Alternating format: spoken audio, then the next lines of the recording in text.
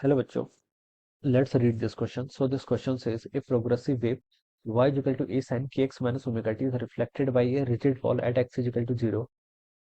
Then the reflected wave can be represented by reflected wave को देखिए हम बच्चों कैसे लिखेंगे ये आपको बताना है। ठीक है, reflected wave can be represented by ये बताना है। ठीक है, तो बच्चों चलिए देखिए हम इस क्वेश्चन को आप क्या करते हैं, अपने स्टार्ट करते हैं।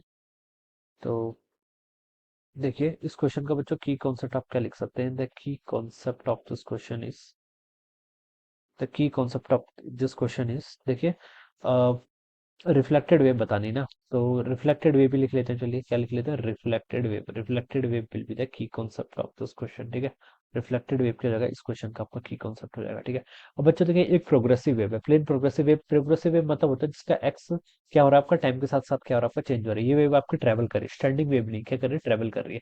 और मान लीजिए यहाँ पर आपका कोई बाउंड्री है, ठीक है, रिजिड बाउंड्री है, इसका मतलब क्या होगा, आपका रिफ्लेक्शन होगा।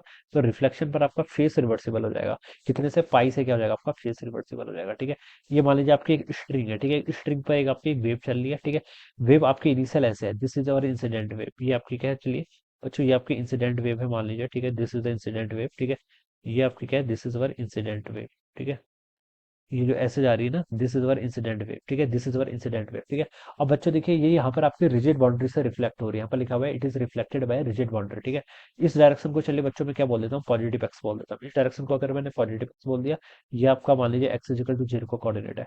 तो वेव बच्चों देखिए किस डायरेक्शन जा रही है आपकी, प्लस एक्स के अलॉन्ग जा रही है। ठीक है, तो उसकी वेलोसिटी क्या होगी बच्चों, यहाँ पर पॉजिटिव होगी, और वेलोसिटी पॉजिटिव होगी। तो बच्चों देखिए वेव की इक्वेशन को हमें गिवन कर रखी है, प्रोग्रेसिव वेव की इक्वेशन। ये आपके वाई आई से रिप्रेजेंट कर रहा हूँ, आई यूज फॉर द इंसिडेंट, ये आपकी इंसिडेंट वेव है।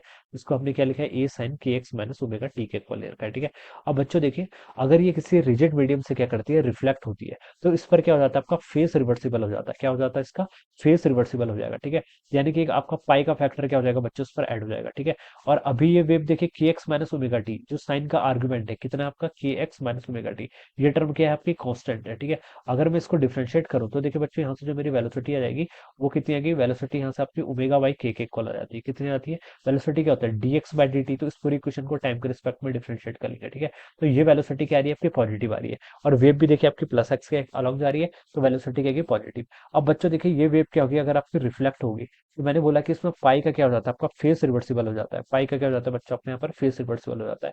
तो ये वेव आपकी कुछ इस तरीके से जाएगी। ठीक है, this one is our reflected wave, एक हो जाएगी आपकी रिफ्लेक्टेड वेव जाएगी।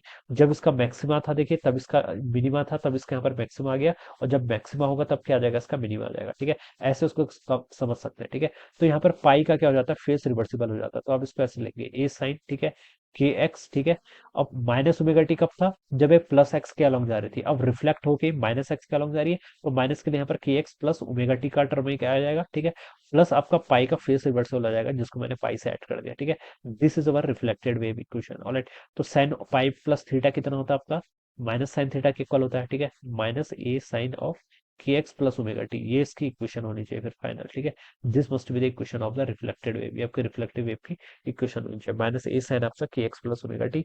ये देखिए बच्चों आपको कहाँ पर गिवन है, आपको डी ऑप्शन पे गिवन है। तो बच्चों उसका डी ऑप्शन क्या होना चाहिए, इसका राइट आंसर होना चाहिए। ऑलराइट, तो इस तरीके से हम क्या करेंगे, इस क्वेश्चन को यहाँ पर एक्सप्लेन करेंगे। ठीक है, जब भी देखिए रिजिड सरफेस से रिफ्लेक्ट करती है तो आपका पाई का फेस चेंज हो जाता है, बस इतना याद रखना। ठीक है, सो ये आपका इसका आंसर हो जाएगा। So I hope you understood this concept, all the best and thank you so much.